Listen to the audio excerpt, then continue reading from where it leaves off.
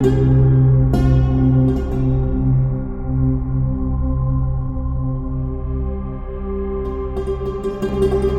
صلی اللہ علیہ وسلم نے فرمایا، روزہ دار کسی سے جھگڑا نہ کرے